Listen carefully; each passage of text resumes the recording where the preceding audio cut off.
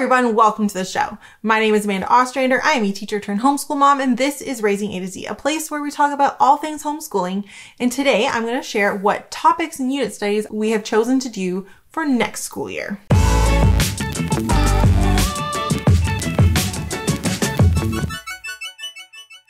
So if you've been around long enough, you know that I'm a huge fan of unit studies. I think unit studies are just such a fun way of incorporating topics into your homeschooling. And when you're doing unit studies, while you can pick kind of a topic, you can also then delve into other areas. So I love that when I can pick a science topic, I can also do a little bit of history and social studies and geography and bring in some literature, and I can build it out to be bigger than just today we're learning about plants. We're going to do this and this is what's going to happen. I can make it more interconnected, and that's one of the reasons I love unit studies. And so we have been doing this basically since the kids were little. It started with just themes. It has moved into a much bigger part of our homeschooling.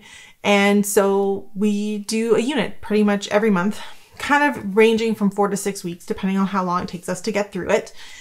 And it's just been working really, really well. The other nice thing about doing unit studies to cover my social studies, history, geography, science topics is it allows me to only teach 3 subjects at a time. I've talked about this before, but I think it's important to note and just to remind people is that you don't have to teach all the subjects every day. And sometimes it's easier to just teach a few. So basically we do math and language all the time. Subject 1, subject 2, and subject 3 is whatever topic our unit study is on. So that might mean 1 month we're doing language, math, and then science. The next month we might do language, math, history. Then we're back to language, math, science. So we're always just doing one kind of other subject, one other project, one other thing outside of language and math. And I find that gives us a really nice balance to our day. We're not sitting here for hours and hours and hours, but we're also getting through just as much as the public school kids, if not more sometimes. And if you're wondering how that's possible, let me explain. In Ontario, where we're from, typically public school kids are doing, under grade 6, they are doing 2 units of social studies and 4 units of science per year. And so those are typically 2 30 to 40 minute lessons a week. That's what they're doing. They're covering 6 topics for the year. Once you get into grade 7, 8, it's 4 science, 2 history, 2 geography. But again, 30 to 40 minute classes twice a week. When I'm doing my approach, typically I'm covering 8 to 10 units a year. So I'm covering just as many topics. It's just doing it in a much more simplified and concise way. And so I can only teach 3 subjects a day and get everything covered by the end of the year. And so that's what we do. That's how I do it. I typically alternate between a science and social studies if I can, if it makes sense. Sometimes I don't. But by the end of the year, we've kind of covered a whole bunch of science, social studies, history topics. And that's what we're going to do. If you want to see how that works, you're going to want to stay tuned till next week when I do a whole plan with me unit on what I'm planning, how it's going to go down, all of that. But if you want to know what topics we're doing, I'm going to tell you today. I'm also going to put links down below of all the unit studies that we're doing. So you can print them off if you want. You can look at them, purchase them, whatever it is. You can find them all down below in the description. So let's start with science topics. So what science topics have my kids picked for the 2024-2025 academic school year? Number 1, they have picked space. They want to learn about space. And space is kind of it's such a cool topic. There's so much going on in space. We've done space before. When Alexi was I want to say 4 or 5, we did a space unit.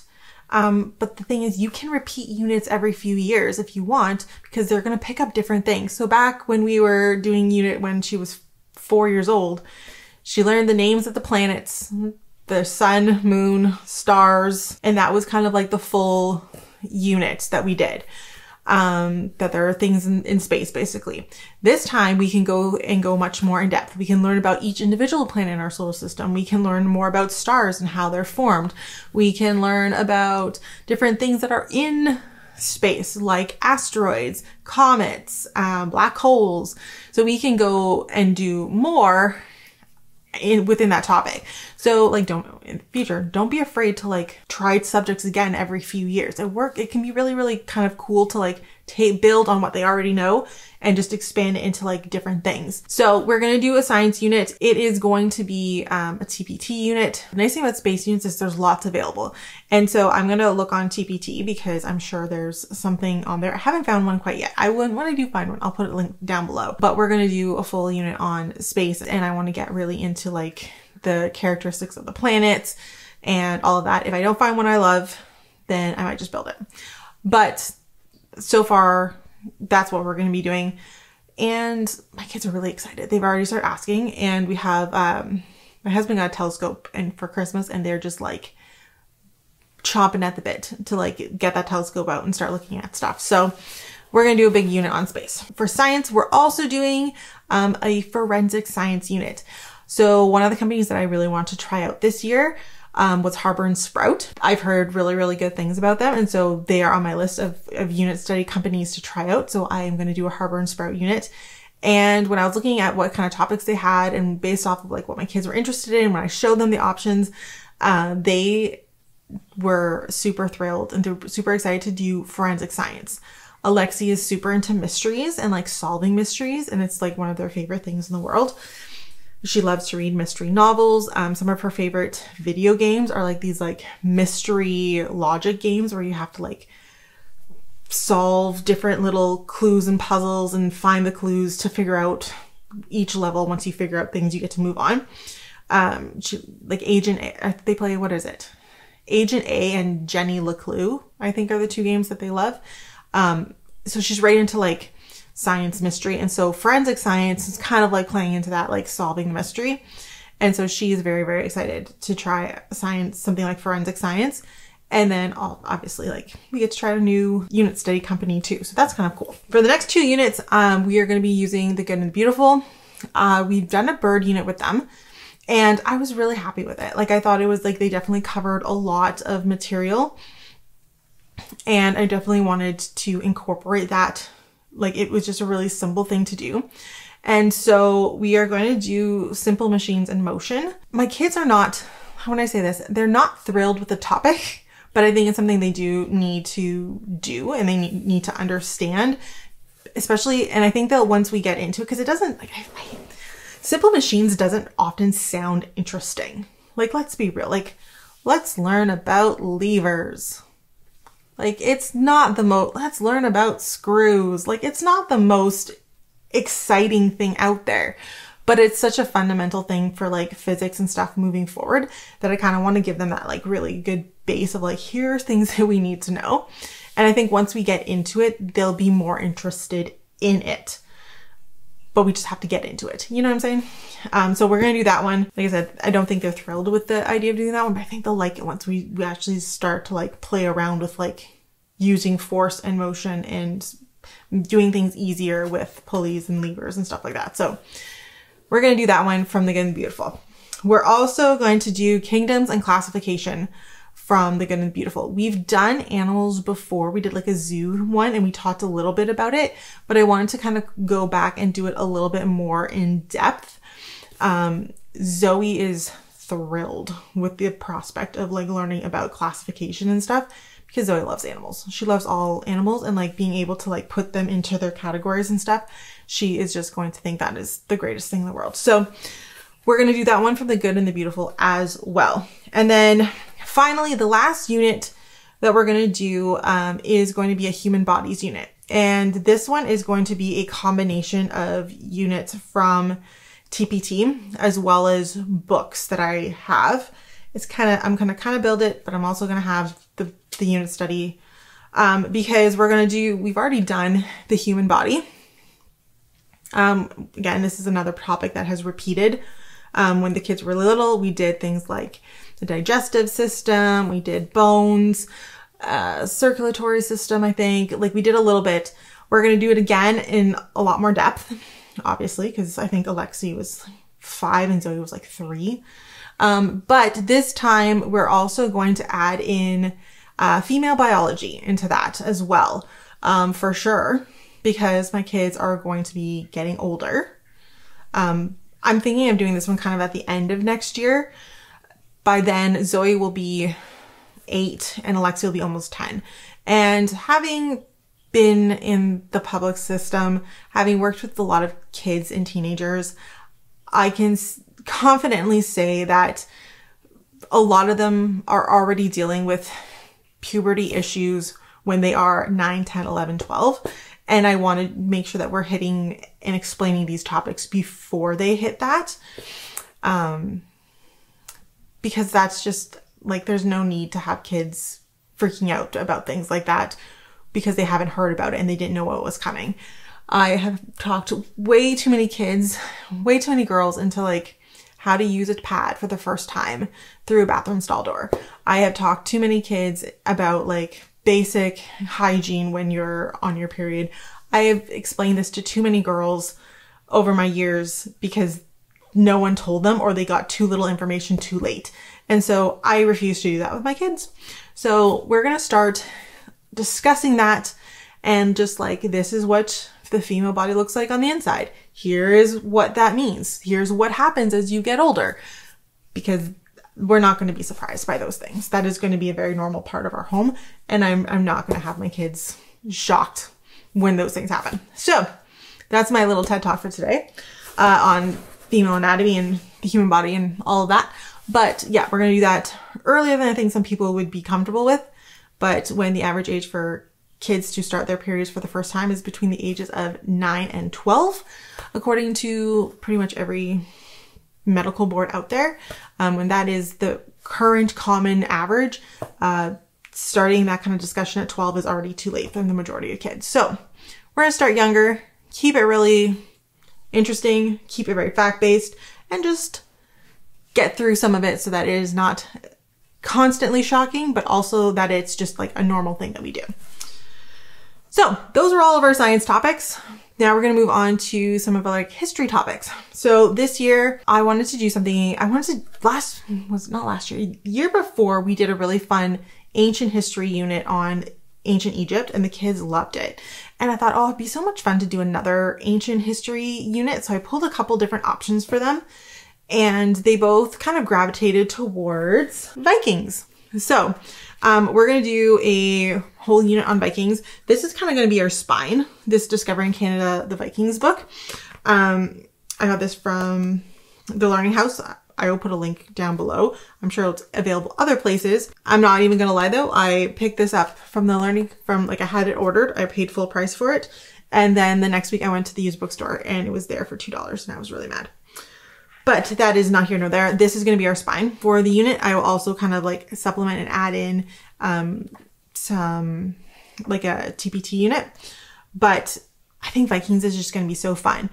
And again, I really want to bring in some kind of like ancient history. I really like the idea of having kids have a really good foundation of ancient history because then they know that like things change significantly from area to area. Beliefs change, ideas change, cultures change, and they change a lot over time, and like seeing those changes and like how that works. So we're going to do Vikings this year, which is exciting. And it kind of leads us into our other social studies topic, which is going to be the first colonizers of Canada. So I got this, which was the story of Canada. I will put a link down below.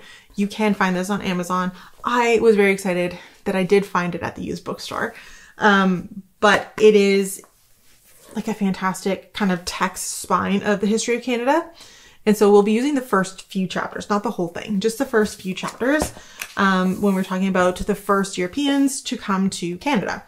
So over the past couple of years, I know that Canadian history is like, it's hard to find good Canadian history units and really good Canadian history, like for kids, like it's not easy. And so over the last couple of years, I've done my best, and I'm probably going to have to build this one out as well to do this because there's just not that many great options out there that are like concise and cohesive and work together and stuff. So the last couple of years we did Canadian geography. This past year we did the Indigenous people of Canada pre-contact. And so this year we're moving along the timeline of Canada into the first Europeans, first colonizers of Canada. And so we're going to do things like French North America, the BNA, Cartier, Cabot, all those people coming over and like starting to establish Canada as a French and as a British colony, and what that looks like and how that impacted the Indigenous people here in Canada, what life was like for them when they came over, what they weren't ready for, what they were excited for, why they came, like all those kinds of things. And so we're going to start that this year. And that's like, I love history. So I don't know if I've said this before, but I am a teacher turned homeschool mom, but my university degree is actually in Canadian history, and Canadian history gets a bad rap for being boring, and it's not. It's super interesting. And so I'm kind of excited to be able to bring history and Canadian history alive for my kids, and teach them that it's not boring. And Canadians do weird things because we're Canadian, and that's what makes our history cool. And so that's what we're going to do. We're going to start that process of making them love Canadian history. That's my goal.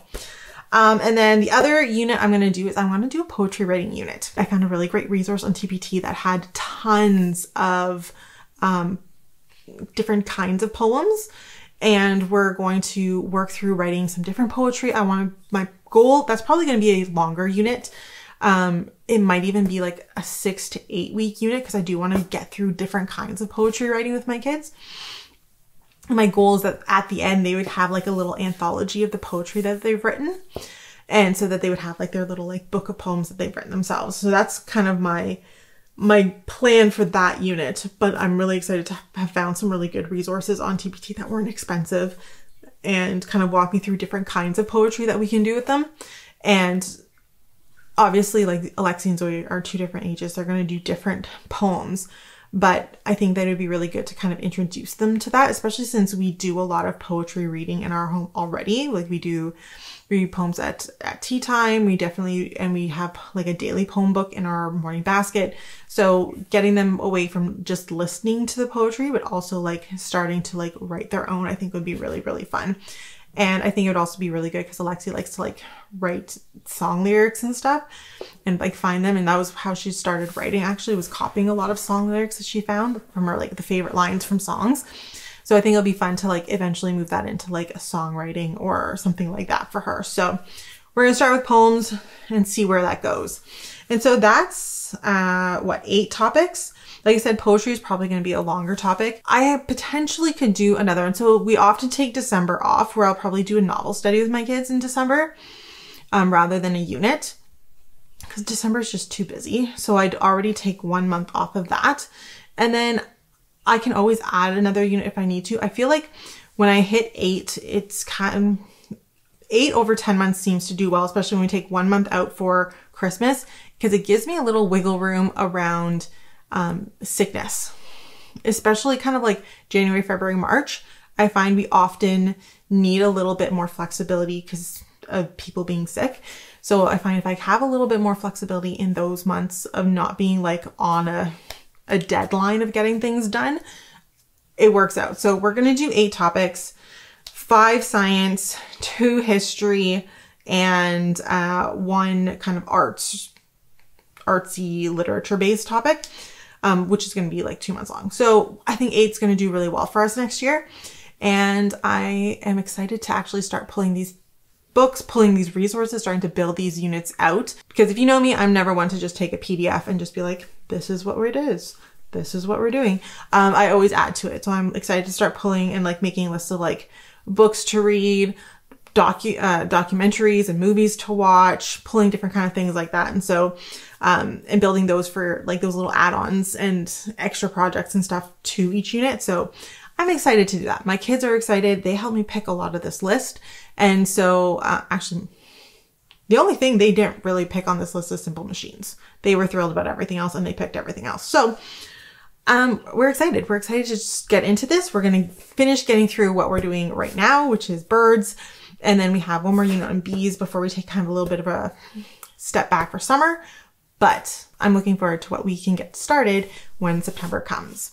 Now, if you're wondering what we're going to start with in September and how I'm going to plan this out and how this is all going to work in the span of a whole year, you'll definitely want to check out next week's video when I sit down with my plans, with my curriculum, with all of that, and I start planning and building out my homeschool units and themes and ideas for next year, because I'm going to plan out my whole year in one video. You'll want to stick around for that. Make sure you're subscribed so you know when that video comes out.